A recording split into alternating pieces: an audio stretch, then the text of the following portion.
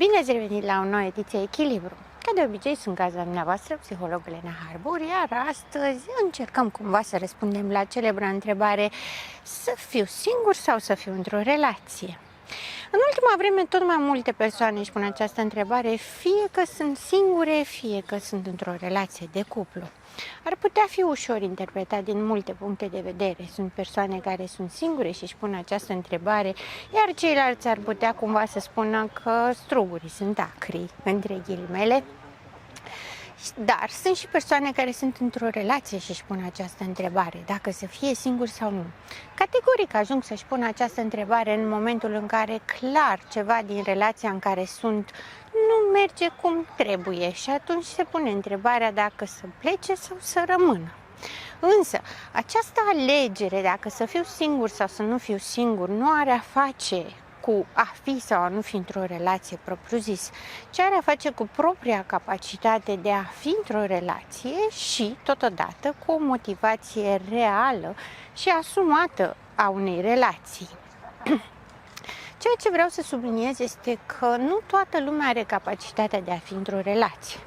Exceptând situațiile de patologie, când avem o lipsă de empatie și atunci este mai mult decât evident că este imposibilă crearea unei relații de cuplu altfel decât toxice, adică ar putea să existe, dar este întotdeauna pe raportul victimă-agresor, în diferite feluri, nu neapărat cu o violență fizică, ci și prin a culege resurse unilateral, indiferent dacă este femeie sau bărbat despre care vorbim.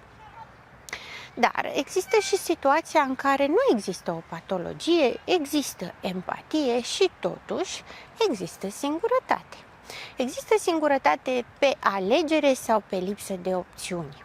Avem o singurătate pe lipsă de opțiuni în marea majoritate a cazurilor. Mai toate persoanele cu care am vorbit și despre care am auzit că rămân singure din lipsă de opțiuni, totul se învârte în jurul așteptărilor.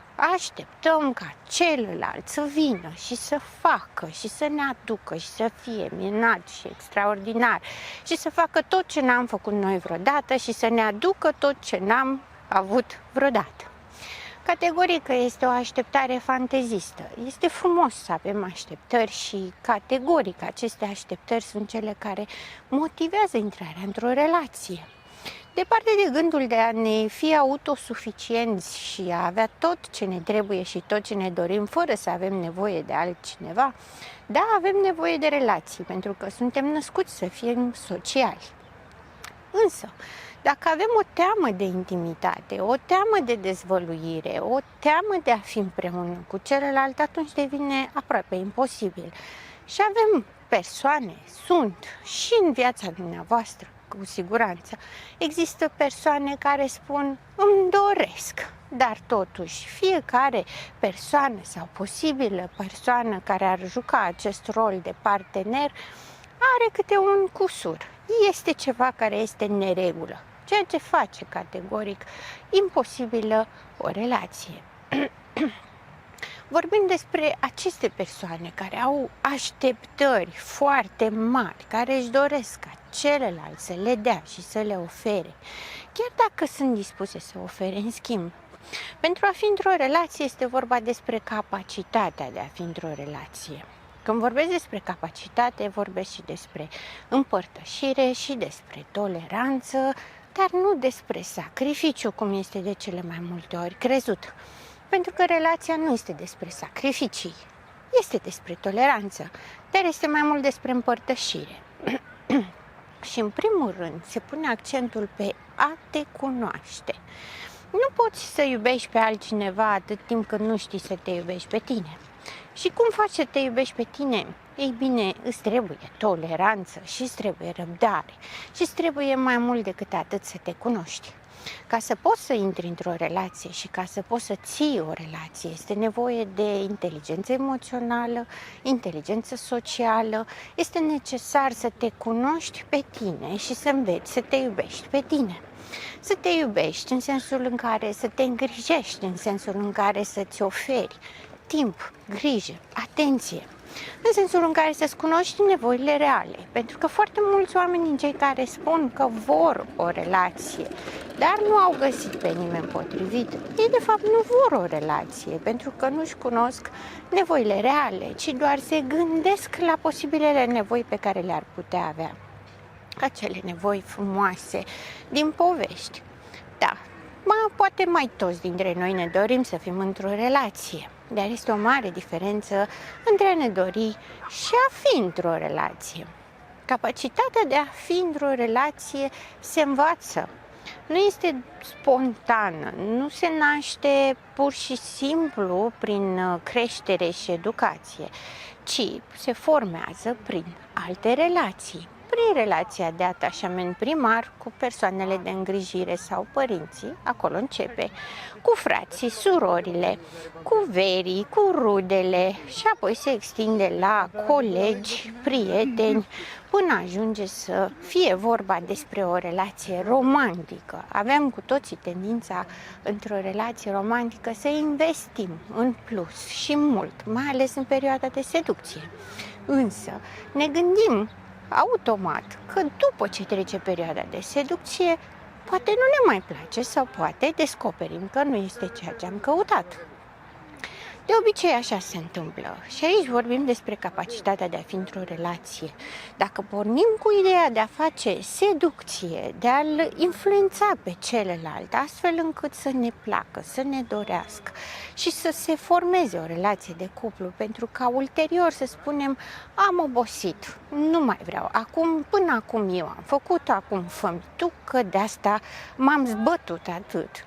Clar că nu o să meargă nicăieri sau, mai mult decât atât, o să apară dificultățile și, inevitabil, ambii se vor simți nedreptățiți, pentru că, până la urmă, niciunul dintre parteneri nu primește ceea ce și-a dorit sau ceea ce a crezut că o să primească, așa cum părea la început, în perioada de seducție.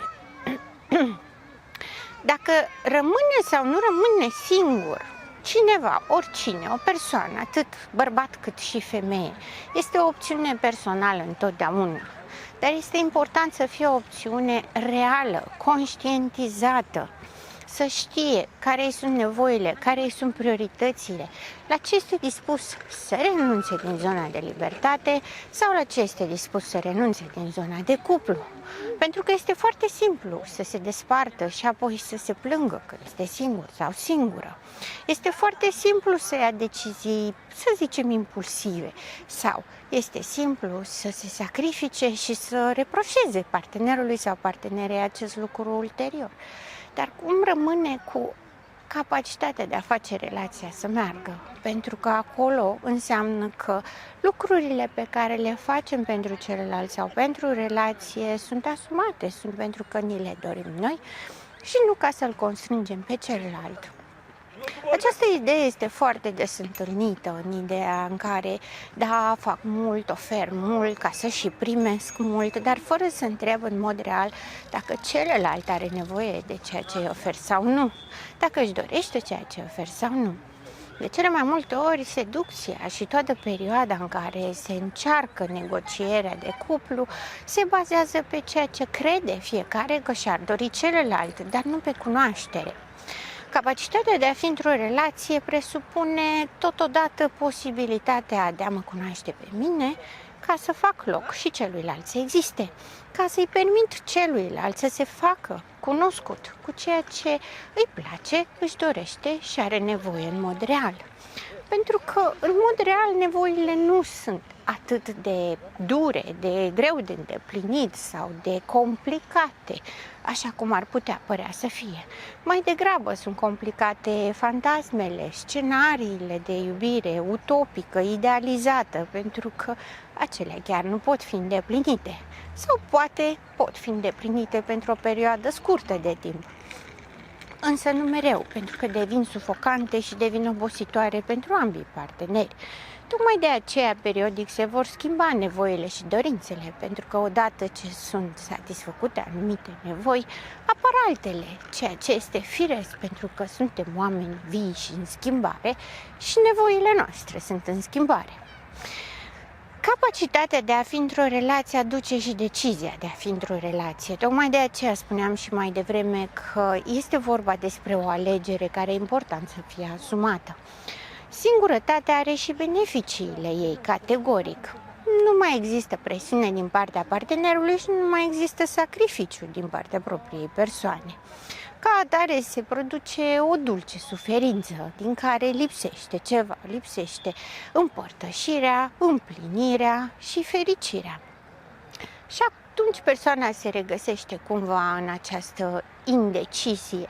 Fie este într-o relație care este nesatisfăcătoare, dar este teamă să-și asume o separare, fie este singură și este teamă să-și asume o relație. Răspunsul categoric este întotdeauna personalizat. Nu se poate spune pentru toată lumea același lucru. Este bine să fii într-o relație sau este mai bine să fii singur. Nu, pentru că fiecare om este diferit, este în felul lui, are nevoile sale. Dar cu siguranță, persoanele care aleg să rămân singure au o capacitate mai mică de a fi în relații sau o teamă foarte mare care îi blochează. La fel și persoanele care rămân în relații. Pot să rămână în relații pentru că au o capacitate de a face relația să meargă sau pot să rămână din frica de pierdere și rămân în aceeași dulce suferință care era și înainte. Categoric, întotdeauna este o opțiune și întotdeauna avem dreptul să alegem. Însă este bine ca alegerea să aibă un sens și o direcție clară, satisfăcătoare și împlinitoare, indiferent care este ea. Pentru că nu putem să spunem dacă este mai bine într-un fel sau altul. Putem să spunem că este bine orice decizie am luat la momentul respectiv pentru că aceea este clar conformă cu nevoile din acel moment. La fel putem să spunem și că nu totul este bătut în cuie și nu orice decizie rămâne odată pentru totdeauna. Tocmai de aceea este bine să nu ne grăbim în a face afirmații definitive. Putem să decidem la un anume moment că nu vrem o relație și să ne oferim o perioadă de pauză, de autocunoaștere, de a ne stabili un contact interior cu noi, să învățăm să ne iubim și totodată să ne pregătim capacitatea de a fi într-o relație și de a împărtăși cu celălalt în mod real, autentic și satisfăcător pentru ambii. Sau putem să decidem că vom rămâne pentru totdeauna singuri ca să ne surprindem la un moment dat că această singurătate se termină brusc. Nimic nu este bătut în cuie, nici a fi în relație. Chiar dacă mă decid să fiu într-o relație, asta nu înseamnă că asta va fi decizia mea pentru toată viața. Este posibil ca la orice alt moment, când constat că nu fac față, dacă nu mi-am învățat lecțiile și nu am învățat cumva să-mi gestionez emoțiile și să-mi cunosc nevoile și să-i las loc și celuilalt să se facă cunoscut cu nevoile sale reale, e posibil ca la un moment dat să mă hotărăsc să nu mai vreau. Este bine oricum. Important este să fim în acord cu nevoile noastre și să le cunoaștem în mod real. Pentru că nu există o relație cu forța care să fie satisfăcătoare. Orice relație forțată aduce contrabeneficii și suferință ambilor parteneri, indiferent de pretextele pe care le pun în față ca și cum ar trebui să susțină această decizie. Având în vedere că este vorba despre perioade din viața noastră cu nevoi diferite, nu este nicio grabă și ca atare trebuie să cumpătăm bine înainte de a lua orice fel de decizie.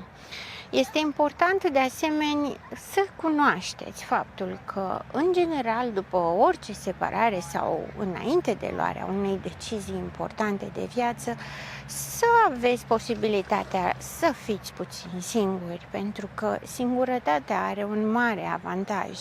Nu mai îmi permite să fug de mine, de nevoile mele, de lucrurile pe care mi le doresc, mă ajută să-mi limpezesc mintea și să-mi iau deciziile care sunt adecvate nevoilor mele reale.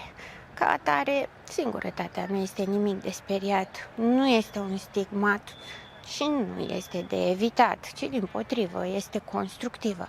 cu atât mai mult dacă ea este folosită pentru reparare și conduce către crearea unei relații, de data aceasta satisfăcătoare.